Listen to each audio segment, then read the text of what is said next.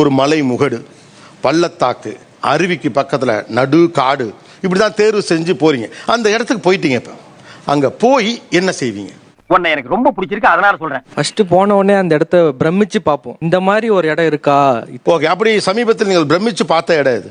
பாண்டிச்சேரி பீச்ல ஃபிளிப் பண்ண, அது பேக் ஃபிளிப் பண்ணுங்க. சும்மா யாராவது ஷூட் பண்ணுங்க. அந்த ஷூட் இல்லடா. ஐயோ, ஒரு பைத்தியக்கார பைலட் அந்த மாட்டிட்டு பாரு.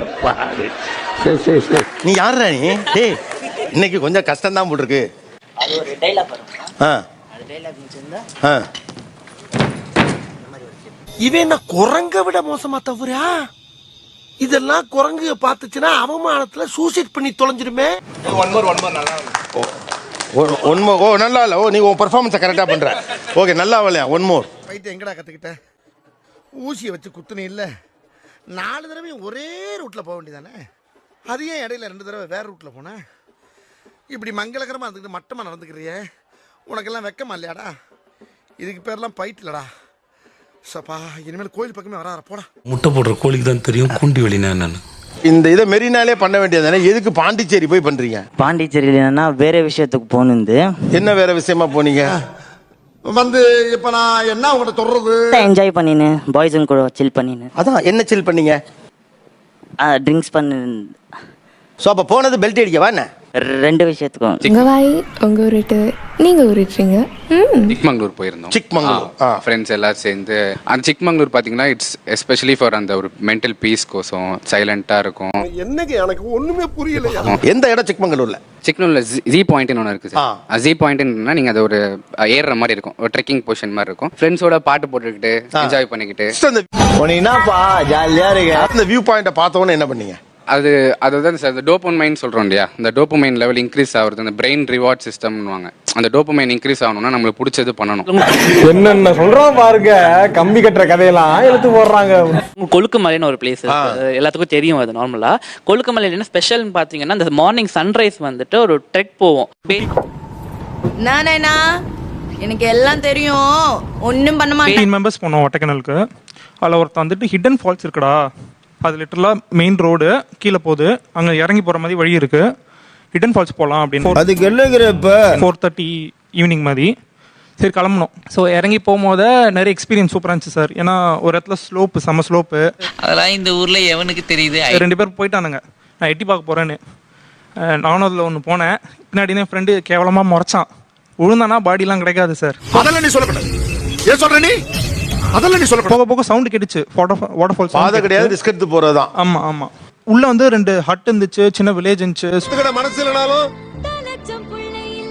அதான் அவங்க வார்ன் பண்ணாங்க, போகாதீங்க, இந்த மாதிரி நிறைய பேர் வந்துட்டு பிரச்சனை ஆகுதுன்னு வார்ன் பண்ணாங்க. என் ஃப்ரெண்ட்ஸே 2-3 பேர் வார்ன் பண்ணானுங்க.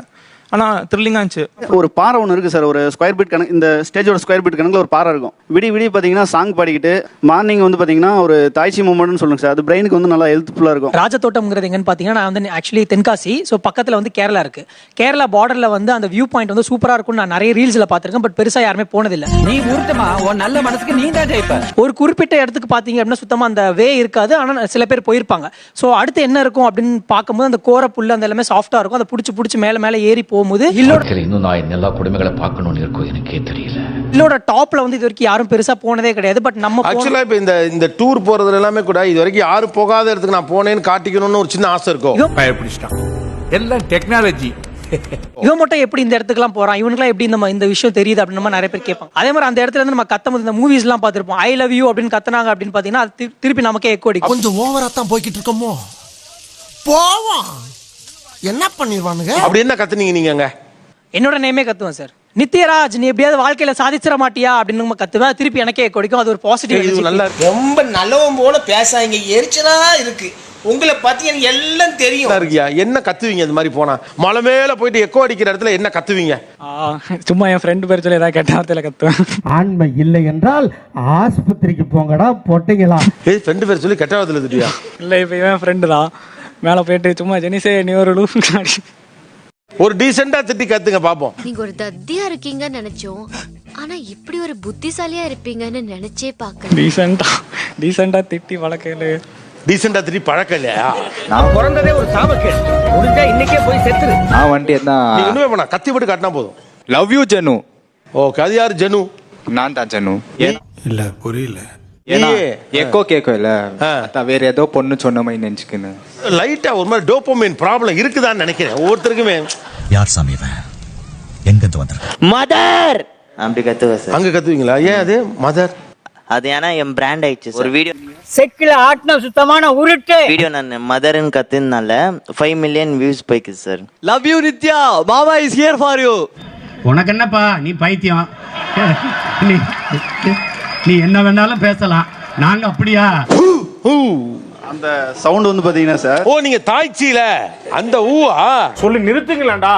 அவன் நிறுத்து. போட்டோ ஷூட் நல்ல எடுத்தோட கம்ப்ளீட் ஆகும் சார். போட்டோஸ் நல்லா எடுத்தா கம்ப்ளீட் ஆகும் சார். எனக்கு வந்து எப்பயுமே ஒரு டூர் போறோம்னா எனக்கு ஒரு புது நட்பு கிடைக்கும் சார். அன்னோன் பீப்புள்ல இருந்து நம்மளுக்கு ஒரு ஃப்ரெண்ட்ஸ் கிடைக்கும். மாசா எத்தா கேப்டனா ஒரு புதிய நட்பு அந்த புதிய இடத்துல கிடைச்சா அந்த டூர் கம்ப்ளீட் ஆகும். ஒரு கம்ப்ளீட் ஆகும். ஒரு 3 days போறோம்னா 2 days வந்து நைட் 12 மணிக்கு எல்லாம் தூங்கிடுவானுங்க. திடீர்னு எழுந்து தண்ணி வேணும், காஃபி குடிக்கணும்ன்றாங்க. இது என்ன பிரமாதம்?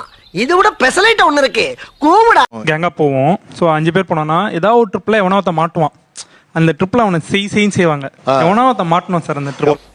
ஒண்ணு தெரிஞ்சு போச்சுடா, இந்த பிரபஞ்சத்துல உங்க மத்தியில இந்த உசுரை காப்பாத்துறது ரொம்ப சிரமம். அவனாவது ஒருத்தர் சிக்கி நமக்கு வந்து அவள் ஆனானா அதை வந்துட்டு ஒரு 10 ட்ரிப் வரைக்கும் பேசுவான் சார்.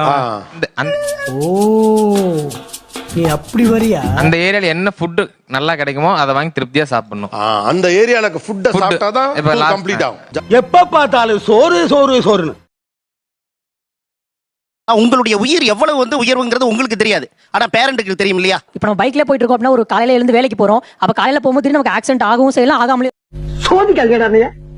சோதிக்காதீங்க சார். இன்றளவும் பாத்தீங்கன்னா நிறைய மலைவாழ் மக்கள்லாம் அந்த பகுதியில் வசிச்சுட்டு தாங்க சார் இருக்காங்க சார். அவங்களுக்கு விலங்குகளை பற்றியும் மலையை பற்றியும் சாம்பார் ஆப் எனக்கு ஒரு ரோட்ல போடுறேன், இந்த இடத்துல பள்ளம் இருக்கு, மேடு இருக்கு, நம்மளுக்கு நல்லா தெரியும். இந்த இடத்துல விலங்கு வந்தா இப்படி நம்ம ரியாக்ட் பண்றோம்னு தெரியும். அவங்க மலைவாழ் மக்களுக்கு தெரியும். பொறுக்கி பொறுக்கி.